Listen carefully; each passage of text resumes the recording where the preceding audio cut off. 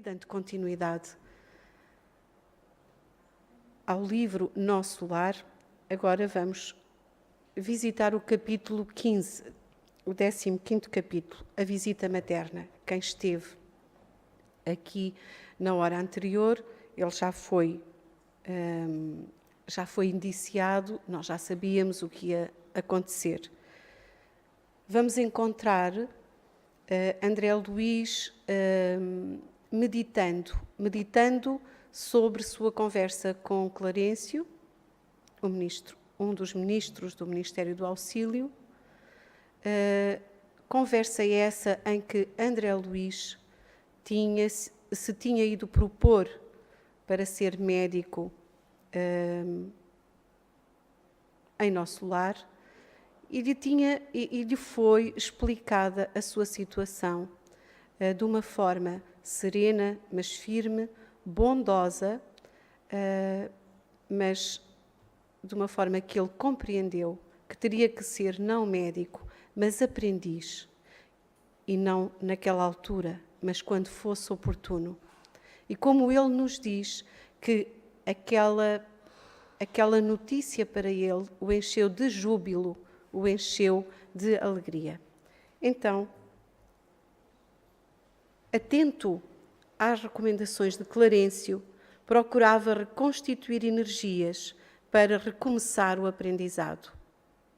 Noutro tempo, talvez me sentisse ofendido com as observações aparentemente tão ríspidas, mas naquelas circunstâncias lembrava meus erros antigos e sentia-me confortado.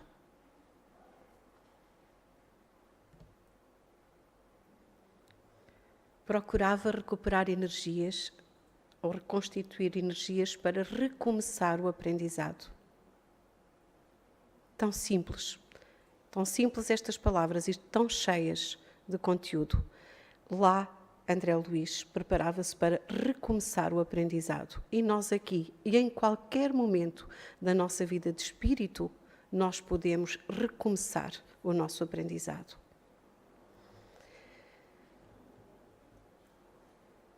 Os fluidos carnais compelem a alma a profundas sonolências. Em verdade, apenas agora reconhecia que a experiência humana, em hipótese alguma, poderia ser levada à conta de brincadeira. A importância da encarnação na Terra surgia-me aos olhos, evidenciando grandezas até então ignoradas. Considerando as oportunidades perdidas, reconhecia não merecer a hospitalidade de Nosso Lar. Clarencio tinha dobradas razões para falar-me com aquela franqueza.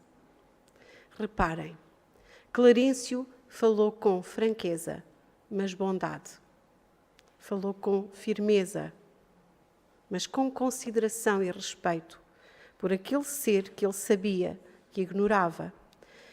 E André Luís nos revela, nos faz pensar como os fluidos carnais, como a matéria densa, conduz o nosso espírito a uma profunda sonolência, alguma dificuldade de entendimento.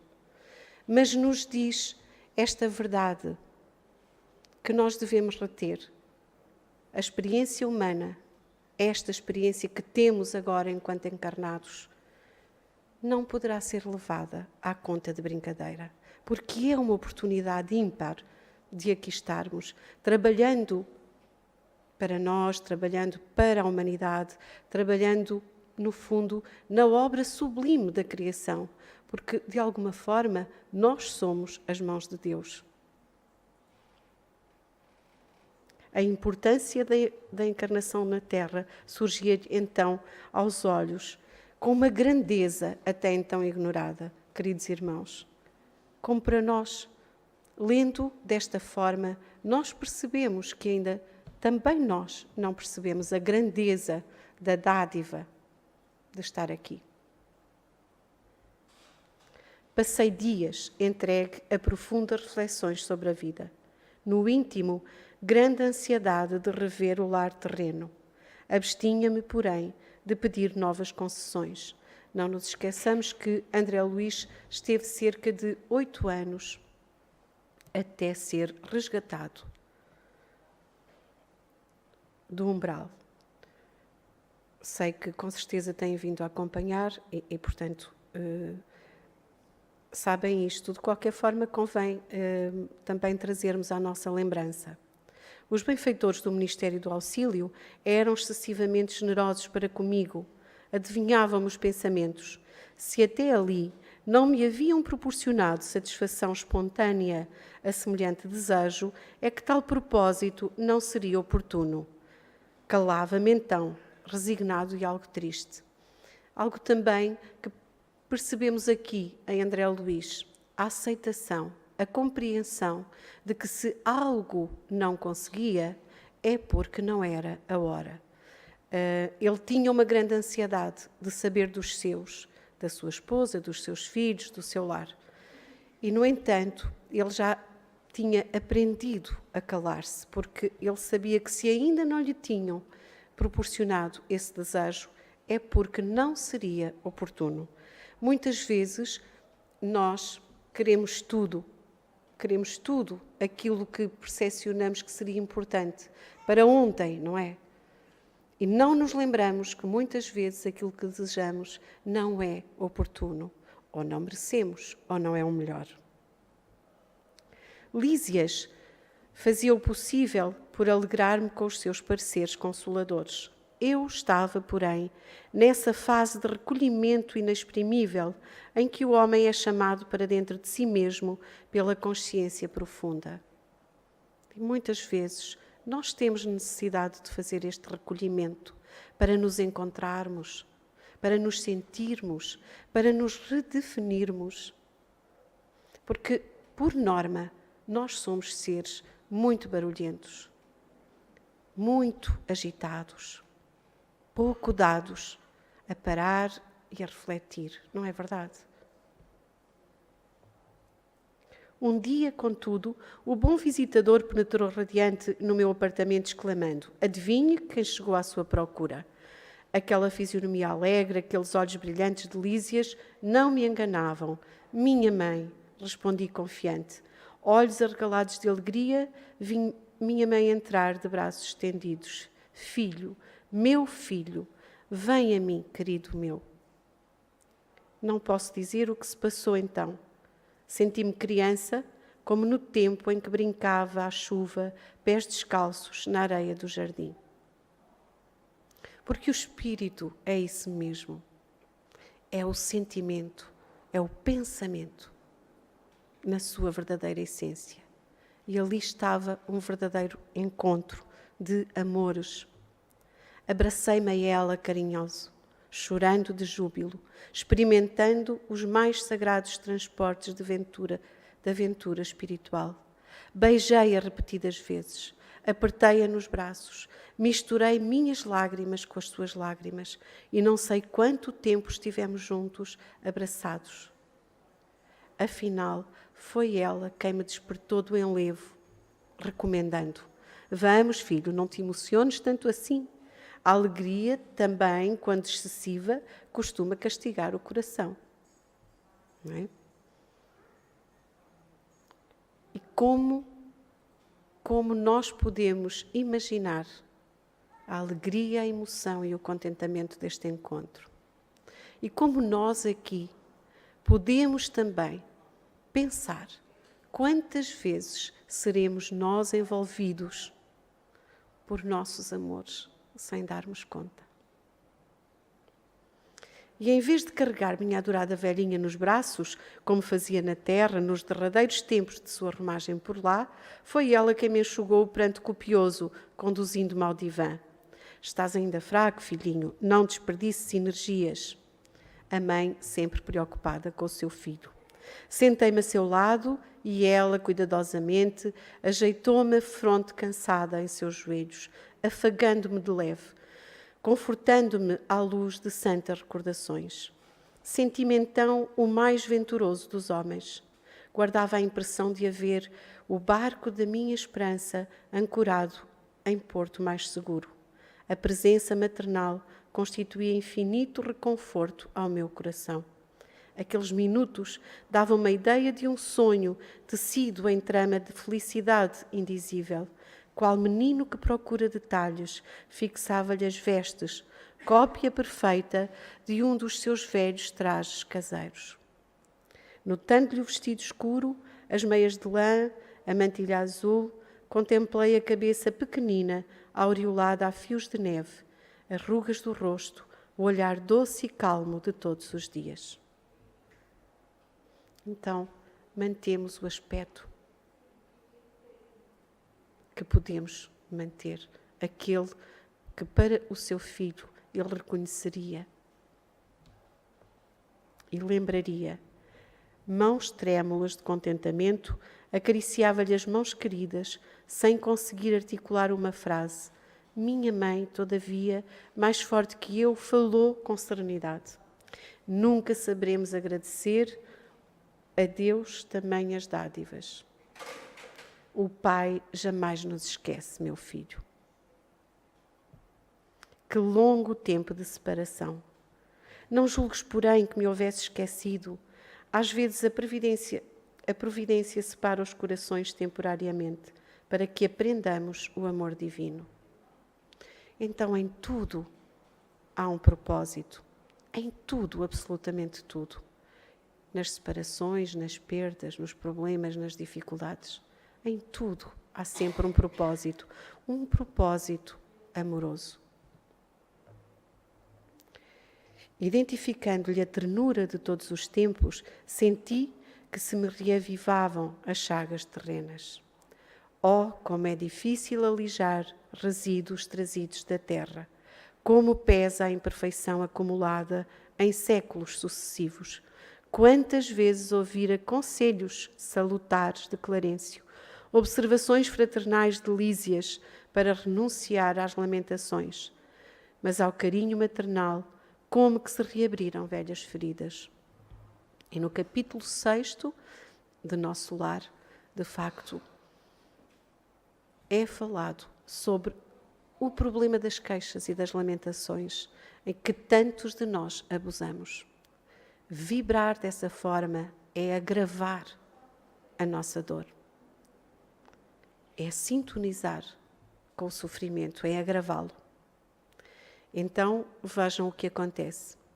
Do pranto de alegria passei às lágrimas de angústia, relembrando exacerbadamente os trâmites terrestres. Não conseguia atinar que a visita não era para satisfação dos meus caprichos, e sim preciosa bênção de acréscimo da misericórdia divina.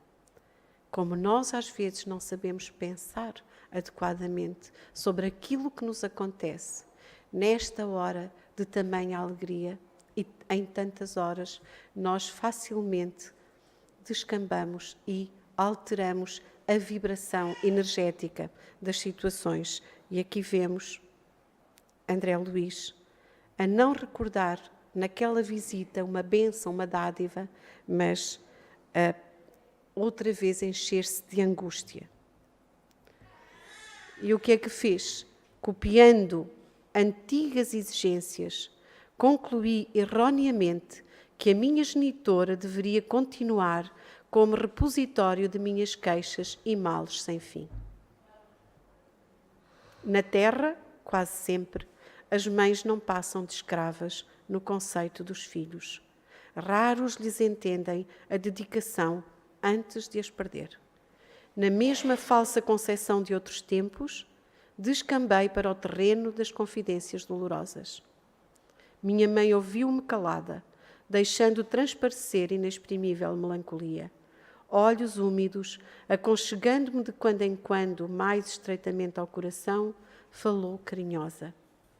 Mas reparem, porque é o próprio André Luís que nos diz, no fundo, depois daquilo que sentiu e que pôde percepcionar de si próprio e da sua experiência neste momento em que lhe é dada tamanha dádiva, em que ele está perante sua mãe e vai sobre ela, na vez de aproveitar a alegria do momento, vai sobre ela despejar todas as suas queixas sem fim. Ó filho, não ignoro as instruções que o nosso generoso Clarencio te ministrou. Não te queixes. Agradeçamos ao Pai a bênção desta reaproximação. Sintamo-nos agora numa escola diferente, onde aprendemos a ser filhos do Senhor. E aqui mesmo, neste local, sintamo-nos numa escola diferente, onde aprendemos a ser filhos de Deus. E ela continua, na posição de mãe terrestre, nem sempre consegui orientar-te como convinha. Também eu trabalho, pois, reajustando o coração. Tuas lágrimas fazem-me voltar à paisagem dos sentimentos humanos. E por isso, tantas vezes nos é recomendado que vibremos com amor por todos aqueles que já partiram, com amor, com bondade, com desejo de que estejam bem. Mas pensemos que também eles, no seu percurso evolutivo, poderão estar precisando dessas vibrações e não das nossas vibrações tantas vezes angustiosas e pesadas. E ela continua: alguma coisa tenta operar o retrocesso da minha alma. Quero dar razão aos teus lamentos, erigir-te um trono, qual se foras a melhor criatura do universo, porque era mãe, não é? Mas essa atitude, presentemente, não se coaduna com as novas lições da vida. Esses gestos são perdoáveis nas esferas da carne. Aqui, porém, filho meu, é indispensável atender antes de tudo ao Senhor. Não és o único homem desencarnado a reparar os próprios erros, nem sou a única mãe a sentir-se distante dos entes amados. Mas tudo, volto a lembrar-nos, tudo tem sempre um propósito amoroso. Nossa dor, portanto, não nos edifica pelos prantos que vertemos ou pelas feridas que sangram em nós, mas pela porta de luz que nos oferece ao Espírito, a fim de sermos mais compreensivos e mais humanos. Lágrimas e úlceras constituem o processo de bendita extensão dos nossos mais puros sentimentos. Porque neste degrau evolutivo em que nos encontramos, ainda é assim que aprendemos, ainda é assim que crescemos, ainda é assim que paramos para refletir, quando a dor, quando a lágrima, quando a dificuldade nos bate à porta. E que nós, muitas vezes, andamos e vencemos mais um degrau. Então a dor não nos edifica pelo pranto, mas pela porta que nos abre, pela compreensão que conseguimos alcançar. Depois de longa pausa, em que a consciência profunda me advertia solene, minha mãe prosseguiu. Se é possível aproveitar estes minutos rápidos em expansões de amor, por que desviá-los para a sombra das lamentações? Regozijemo-nos, filho, e trabalhemos incessantemente. Modifica a atitude mental. Conforta-me tua confiança em meu carinho. Experimento sublime felicidade em tua ternura filial, mas não posso retroceder nas minhas experiências. Amemo-nos agora com o grande e sagrado amor divino. E nós, neste momento da nossa existência, neste momento da nossa encarnação, podíamos pegar nesta página para nós.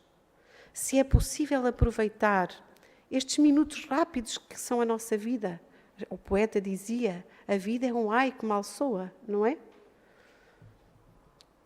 Se podemos aproveitá-los em expansões de amor, porque desviá-los para a sombra das lamentações? Regozijemo-nos por estarmos aqui, porque tantos dos nossos irmãos aguardam no mundo espiritual por esta experiência reencarnatória, mas é a nós que nos foi dado a bênção de aqui estarmos. Então trabalhemos incessantemente para aprendermos, para melhorarmos, modifiquemos a nossa atitude mental, porque muitas vezes se trata disso, enfocarmos erradamente as nossas perspectivas de análise de quem somos. E ela diz ao seu filho: não posso retroceder nas minhas experiências. Aquelas palavras benditas me despertaram. Guardava a impressão de fluidos vigorosos que partiam do sentimento materno, vitalizando-me o coração. Minha mãe me contemplava desvanecida, mostrando belo sorriso. Ergui-me respeitoso e beijei-a na fronte, sentindo-a mais amorosa e mais bela que nunca. E assim acaba este capítulo. Em conclusão, o que nós podemos perceber deste capítulo, ou o que eu pude concluir, porque cada um de nós, com certeza, da sua leitura individual tirará diferentes conclusões, é que os laços de amor não acabam, não se perdem, perduram vivos e fortes. E foram aqui bem expressos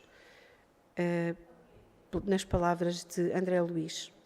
É possível visitar e ser visitado, desde que devidamente autorizado, quer seja por merecimento, quer seja por intercessão, quer seja por necessidade. E nós sabemos que também André Luiz já tinha sido muitas vezes visitado por Clarício, mas não o conseguia ver devido à sua vibração. Nos encontramos como somos, reais e palpáveis, na dimensão espiritual. Percebemos como André Luiz descreveu sua mãe, inclusivamente as suas vestes. Não é? Percebemos. A evolução, o trabalho, a tomada de consciência continuam na espiritualidade. Somos um espírito imortal.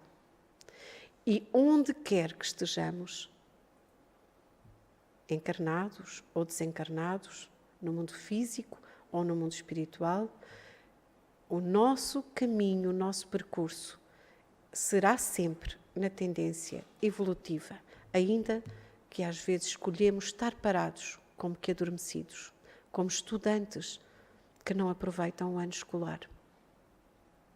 Mas percebemos também que a reencarnação é dádiva preciosa para usufruirmos da melhor maneira, trabalhando para a nossa evolução e para o progresso da humanidade. Percebemos no capítulo anterior que vimos com uma missão. Todos nós vimos com uma missão. Tudo o que Deus criou tem um fim útil e todos nós aqui entrelaçados socialmente, entrelaçados amorosamente ou em vias disso, temos uma missão para com cada um dos seres que nos rodeia, humanos, ou animais, ou vegetais, ou minerais, para com o nosso planeta, inclusivamente. As queixas e as lamentações não nos ajudam a crescer. Pelo contrário, prendem-nos, limitam-nos, cegam-nos. Ficamos ali presos naquele mundo da lamentação. Devemos, de facto, pensar na forma como falamos. Reviver o passado é reavivar as dores sem necessidade. Revivê-lo, recordá-lo para percebê-lo, corrigi-lo, não repetir, se possível for, é uma coisa. Revivê-lo, como vimos fazer André Luiz, não nos conduz a nada. A não ser a mais sofrimento, não é propriamente a nada. As dores e o sofrimento são portas para o aprimoramento dos sentimentos.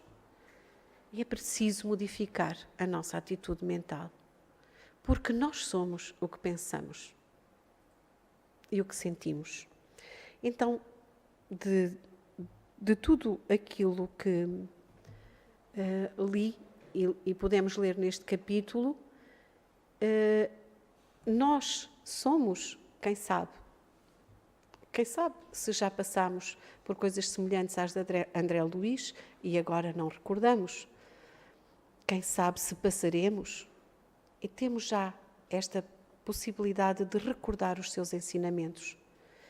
De qualquer forma, podemos reter em nós estas frases deste capítulo Como pesa a imperfeição acumulada em séculos sucessivos. E nós vamos nos livrando dela, paulatinamente, com perseverança.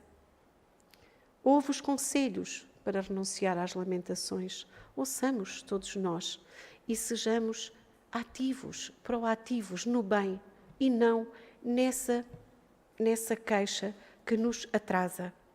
Se é possível aproveitar estes minutos rápidos em expansões de amor, por que desviá-lo para a sombra das lamentações? Vivamos esta existência o melhor que formos capazes, com dificuldades, sim, são-nos inerentes. Lá atrás semeamos e hoje colhemos, porque cada um de nós só encontra aquilo que é seu, não encontra o que é do outro.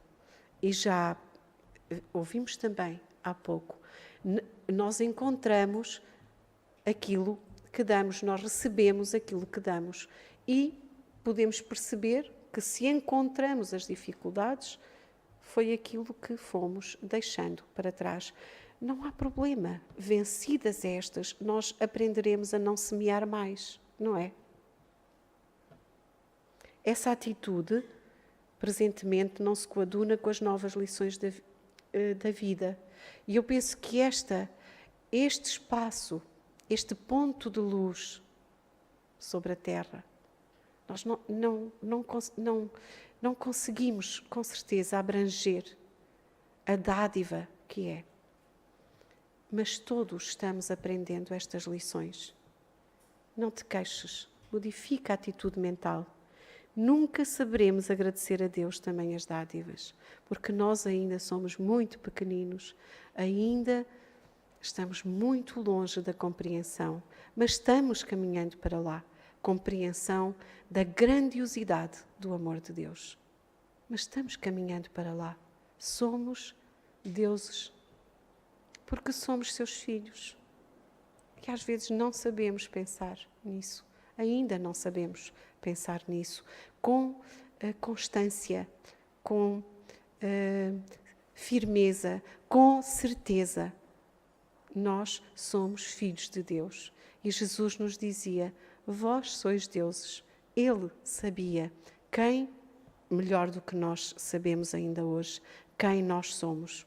E é esses filhos de Deus que Jesus vê sempre em nós. O Pai jamais nos esquece, porque somos seus filhos.